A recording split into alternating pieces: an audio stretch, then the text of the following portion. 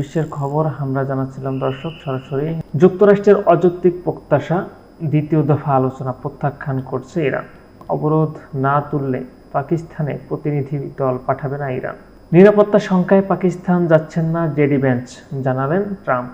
ইরানের সঙ্গে আলোচনার জন্য কাল পাকিস্তানে যাচ্ছেন মার্কিন প্রতিনিধিরা, ট্রাম্প। চুক্তি না হলে ইরানের প্রতিটি বিদ্যুৎ কেন্দ্র ও সেতু গুঁড়িয়ে দেওয়ার হুমকি ট্রাম্পের। ইরান যুদ্ধবিরতি লঙ্ঘন করছে, তবে শান্তি চুক্তি হবেই, ট্রাম্প। হরমুজ প্রণালী থেকে দুটি তেলবাহী ট্যাঙ্কার ফিরিয়ে দিল ইরান। যুক্তরাষ্ট্র ইরানের মধ্যে দ্বিতীয় দফায় বৈঠকের প্রস্তুতি শুরু পাকিস্তানের। ইরানের পারমাণবিক অধিকার কেড়ে নেওয়ার ট্রাম্পকে পেজেশকিয়ান। যুক্তরাষ্ট্র ও ইসরায়েলকে তিক্ত পরাজয়ের হুঁশিয়ারি মেজবা আলী খামেনির। যুক্তরাষ্ট্র ও ইরানের সম্ভাব্য আলোচনার আগে পাকিস্তানে কঠোর নিরাপত্তা।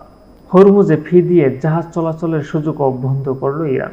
তেল আবিবে নেতানিয়াহু ও তার সরকারের বিরুদ্ধে হাজারো মানুষের বিক্ষোভ। লেবাননে 2 দিনে 2 ইসরায়েলি সেনা নিহত, আহত 12।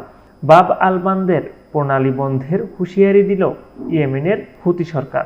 যে কোনো মুহূর্তে আবারও যুদ্ধ শুরু হতে পারে বলছে ইরান। দক্ষিণ লেবাননে গ্রামের পর গ্রাম ভারীঘর গুঁড়িয়ে দিয়েছে ইসরায়েলি বাহিনী। নেতানিয়াহুর প্রচারণায় মার্কিন সেনাদের ঝুঁকিতে ফেলছেন ট্রাম্প, কমলা হ্যারিস। ইরানের বন্দর অবরোধে নিয়োজিত 12টি মার্কিন যুদ্ধজাহাজ আগে সমঝোতার রূপরেখা চূড়ান্ত, পরে আলোচনা, জানালো ইরান। হরমুজ প্রণালীতে 2টি ভারতীয় জাহাজে গুলি, ইরানের রাষ্ট্রদূতকে তলব দিল্লির।